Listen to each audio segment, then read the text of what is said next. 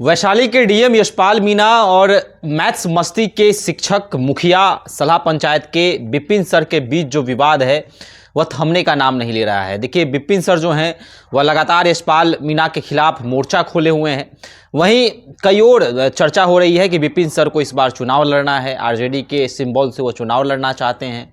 दो पक्ष हो चुके हैं। देखिए, एक पक्ष जो है वह यशपाल मीणा का समर्थन करते हुए नजर आ रहा है, तो दूसरी तरफ विपिन सर के जो समर्थक हैं वह यशपाल मीणा को काफ़ी कुछ कह रहे हैं, साथ ही साथ तानाशाह डीएम भी बता रहे हैं। देखिए, इस तमाम मुद्दों पर बातचीत करने के लिए मेरे साथ पूर्व आईपीएस ऑफिसर अमिताभ दास सर मौजूद हैं। सर, यशपाल मीणा और विपिन सर का मामला आपने सुना होगा, आपने प्रतिक्रिया भी दी थी, लेकिन दो पक्ष हो गया है और ये भी चर्चा है कि विपिन सर जो हैं वह चुनाव लड़ना चाह रहे हैं, इसीलिए वायरल होना चाहते हैं, चर्चे में बने रहना चाहते हैं। आपको क्या लगता है सर?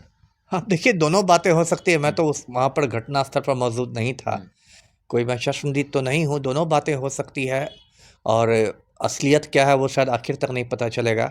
लेकिन मैं एक कह रहा हूँ, बिहार में जो स्थिति हो गई है, बहुत अराजक स्थिति है बिहार में।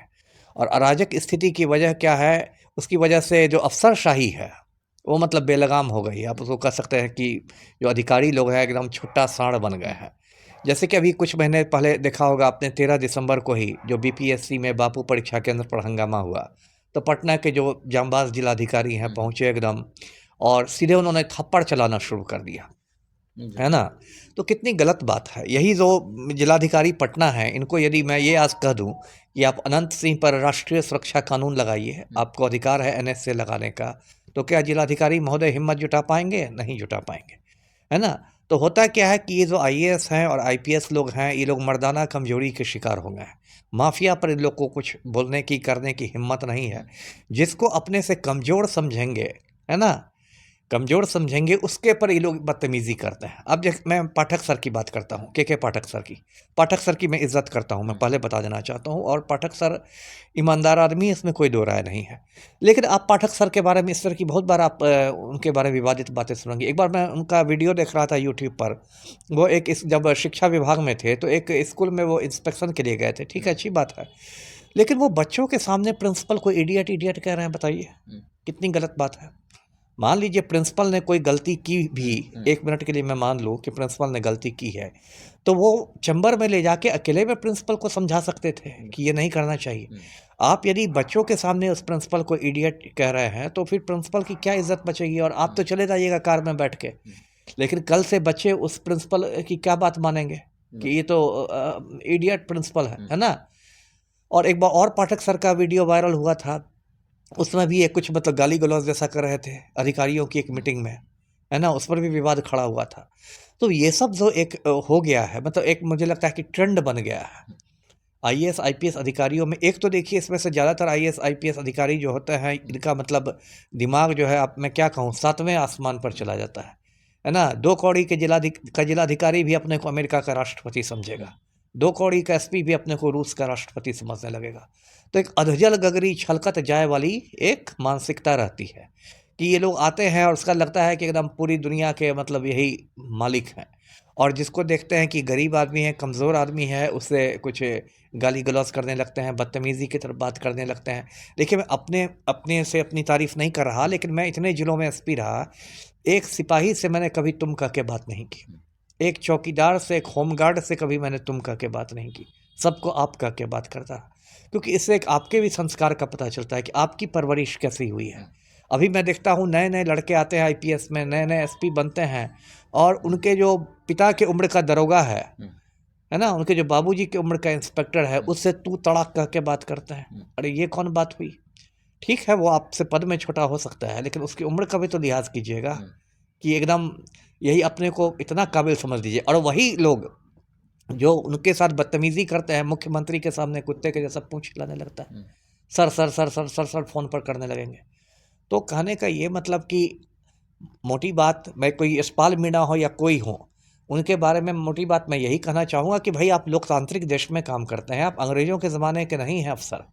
आप क्यों आए हैं? सब में देखिए सेवा लगा हुआ है, भारतीय प्रशासनिक सेवा, भारतीय पुलिस सेवा। आप जनता की सेवा के लिए आए हैं ना?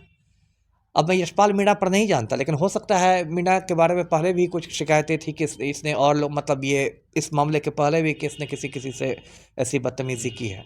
अब हो सकता है यशपाल मीणा के दिमाग में कहीं ये बात हो कि मुख्य सचिव भी तो मीणा ही है, अमृतलाल मीणा बैठे हुए हैं, मैं भी मीणा ही हूँ, है ना, तो मेरे बारे में कोई शिकायत होगी तो मुख्य सचिव तो मुझे बचा ही लेंगे। एक जो मानसिकता होती है ना, सैया हमार कोतवाल वाली मानसिकता, तो वो मानसिकता भी होगी। लेकिन देखिए ये जो ट्रेंड हुआ है ये बहुत गलत ट्रेंड है। इसकी वजह से क्या हो रहा है कि पूरी सेवाओं की छवि धूमिल हो रही है, प्रशासन की छवि धूमिल हो रही है। और बार बार ये कहा था कि पीपुल्स फ्रेंडली होना चाहिए प्रशासन को, है ना, जनता का उसको मददगार होना चाहिए, दोस्ताना व्यवहार होना चाहिए। तो वो तो दोस्ताना ख़त्म हो गया, सबकी एक सामंती मानसिकता आ गई। जैसे पहले के ज़माने के ज़मींदार होते थे ना, गाली गलौज कर रहे हैं, हंटर चला रहे हैं, चाबुक चला रहे हैं, वही आप सामंती मानसिकता के साथ आप प्रशासन नहीं चला सकता है। सर नीतीश सरकार में अफसरशाही का आरोप खूब लगता आया है। 2005 के बाद अफसरशाही में ये यूँ कहें तो एक अगर विधायक भी अगर दरोगा को भी फ़ोन करता है तो दरोगा नहीं सुनता है, और डीएसपी और एसपी की तो बात ही अलग है। तो क्या कहेंगे कि नीतीश कुमार के राज में अफसरशाही, और जो 2005 से पहले जिस प्रकार का समय था, नेता का बात पुलिस प्रशासन सुनते थे, उनकी बातों को सुना जाता था, अवहेलना नहीं किया जाता था, लेकिन नीतीश सरकार में हुई अफसरशाही, और ये भी आरोप लगता है कि तमाम अफसर के पास जो है लाखों करोड़ों की संपत्ति जो है इनके पास है। इस तरह से संजीव हंस जो हैं वह पकड़ाए, और इनके संपत्ति के जांच की भी चर्चा होती है। तो आपके अनुसार क्या होना चाहिए? नहीं, देखिए सही बात है क्या कि नीतीश कुमार ने कुछ बहुत भ्रष्ट लोगों को, भ्रष्ट आईएएस और आईपीएस लोगों को अपने से बिल्कुल मतलब सटा लिया है, जिसको नवरत्न कहते हैं। जैसे बादशाह अकबर के नवरत्न हुआ करते थे ना, बीरबल और तानसेन लोग, तो वैसे ही नीतीश कुमार के उसमें से एक नवरत्न तो भी बेउर जेल में बंद हो गए हैं, संजीव हंस, वो भी नवरत्न में ही थे, वो भी ऊर्जा विभाग में पूरी ऊर्जा के साथ थे, तो आजकल बेउर जेल में है। तो ऐसा नीतीश कुमार ने कर लिया। आजकल देखिएगा एक डीके टैक्स की बहुत चर्चा है, तेजस्वी यादव विपक्ष के नेता बार बार डीके टैक्स की बात करते हैं। डीके टैक्स क्या है? ये चर्चा है कि एक रिटायर्ड अधिकारी हैं, वो तबादला उद्योग चला रहे हैं बिहार में, है ना, वो मतलब लोगों से पैसे लेते हैं। बड़ा जिला का एसपी बनने के लिए 50 लाख रुपए डीके टैक्स देना पड़ता है। तो ये क्या है? ये यही दिखाता है कि अफसरशाही बेलगाम है। और इधर तो पिछले 1-2 साल से जब से नीतीश कुमार का शारीरिक और मानसिक स्वास्थ्य गिरा है, तब से ये अफसरशाही और ज़्यादा मुझे लगता है हावी हो गई है। अब तो कई बार लगता है कि मतलब पलटू राम को इन लोगों ने बंधक बना लिया है ना, क्योंकि जब मुख्यमंत्री का सोचने समझने की क्षमता घट गई है, तो एक तरह से लगता है कई बार कि इन लोगों ने बंधक बना लिया है, मुख्यमंत्री को होस्टेज बना लिया है, और ये लोग अपने मतलब मनचाहे फाइलों पर दस्तखत कराते हैं, मनचाहे आदेश निकलवाते रहते हैं, और अभी तो स्थिति और ख़राब हो गई है। जी सर, तो यशपाल मीणा को लेकर क्या कहेंगे? लोग ये भी चर्चा है कि तबादला आखिर क्यों नहीं होता है। राजस्व अधिकारियों ने भी जो इन पर खूब आरोप लगाए, कई तरह के आरोप जो हैं जिला के तरफ से लोगों के द्वारा लगाए जा रहे हैं, और मीडिया में तो लगातार लोग उनकी चर्चा कर रहे हैं। तो आखिर तबादला क्यों नहीं हो रहा है? एक तो वही बात मैंने कि तबादला क्यों नहीं हो रहा है, यशपाल भी मीणा है, मुख्य सचिव भी मीणा है, तो एक तो ये एंगल हो सकता है ना, तो एक तो वो हो सकता है कि मुख्य सचिव इनको बचा रहे हों।